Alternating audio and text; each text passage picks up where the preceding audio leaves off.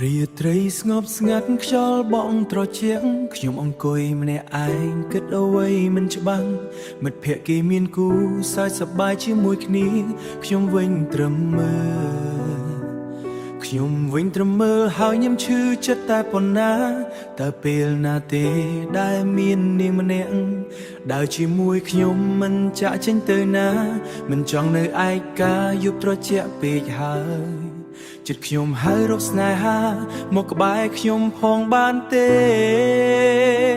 ខ្ញុំចង់មានប្រពន្ធម្នាក់ដែលយល់ចិត្តមិនបោះបង់ខ្ញុំនៅថ្ងៃខ្ញុំទង់ព្រួយ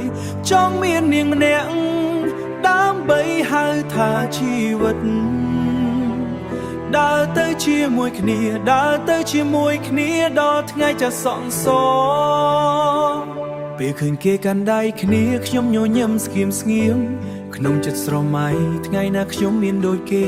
មិនចង់ស្រឡាញ់លេងមិនចង់ឲ្យចិត្តឈឺមិនចង់បានម្នាក់តែចង់បានម្នាក់ដែលស្នេហាស្មោះពិតប្រាកដបេះដូងខ្ញុំមិនខ្លាចឈឺទេបើមាននាងមកថែរក្សាខ្ញុំសូមតែស្នេហាដែលពិតមិនលេងសើ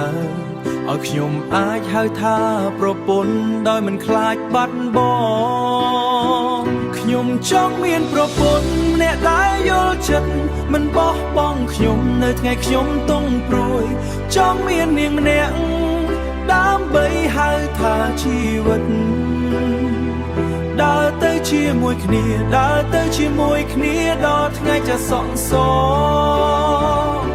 បើថ្ងៃណានាងស្ដាប់បទនេះសូមដឹងថាខ្ញុំកំពុងរងចាំមិនចង់លេងស្នេហាខ្ញុំចង់បានគ្រួសារមានតែយើងពីរសាងសុខមង្គលរួមគ្នាខ្ញុំចង់មានប្រពន្ធម្នាក់ដែលយល់ចិត្តមិនបោះបង់ខ្ញុំនៅថ្ងៃខ្ញុំទង់ព្រួយចង់មាននាងម្នាក់ដើម្បីហៅថាជីវិតអូ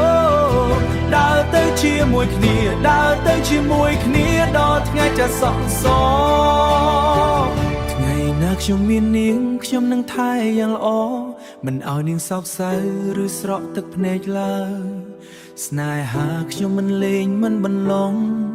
បេះដូង